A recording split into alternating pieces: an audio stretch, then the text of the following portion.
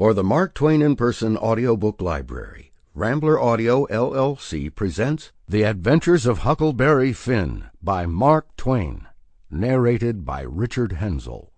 This recording of Mark Twain's original unabridged text is copyright 2010 by Richard Henzel. The text itself is in the public domain. No portion of this recording may be broadcast or distributed in any form without prior written permission from the publisher. Notice: persons attempting to find a motive in this narrative will be prosecuted.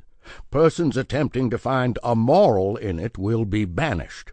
Persons attempting to find a plot in it will be shot. By order of the author, per G.G., Chief of Ordnance.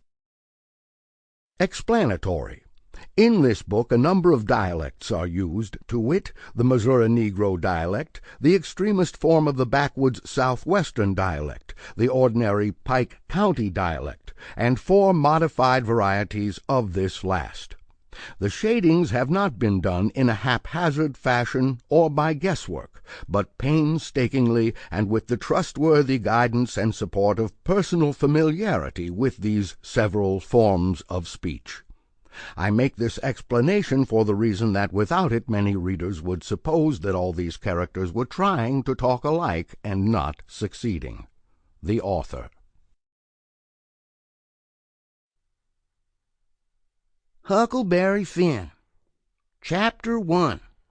You don't know about me without you have read a book by the name of The Adventures of Tom Sawyer, but that ain't no matter. That book was made by Mr. Mark Twain, and he told the truth, mainly.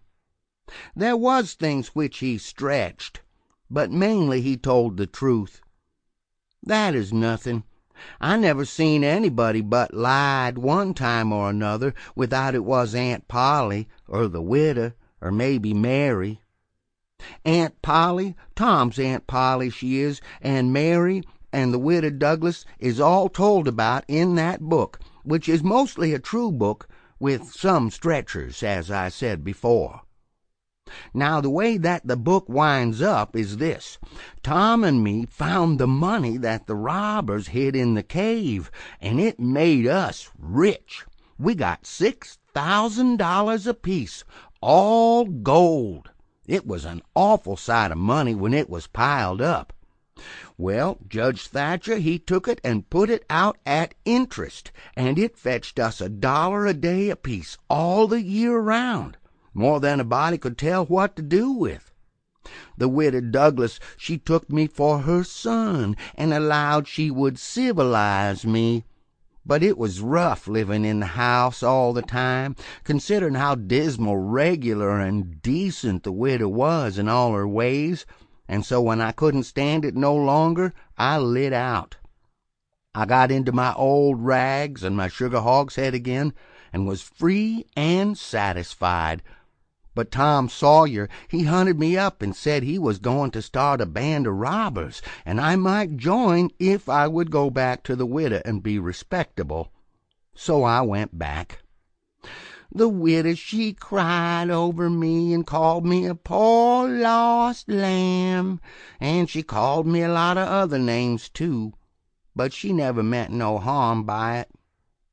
She put me in them new clothes again, and I couldn't do nothing but sweat and feel all cramped up. Well, then the old thing commenced again.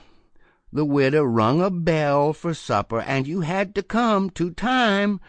When you got to the table, you couldn't go right to eatin', but you had to wait for the widow to tuck down her head and grumble a little over the victuals, though there warn't really anything the matter with 'em. That is, nothing, only everything was cooked by itself. In a barrel of odds and ends it is different. Things get mixed up, and the juice kind of swaps around, and the things go better. After supper she got out her book and learned me about Moses and the bulrushers, and I was in a sweat to find out all about him, but by and by she let it out that Moses had been dead a considerable long time. So then I didn't care no more about him, because I Sample complete. Ready to continue?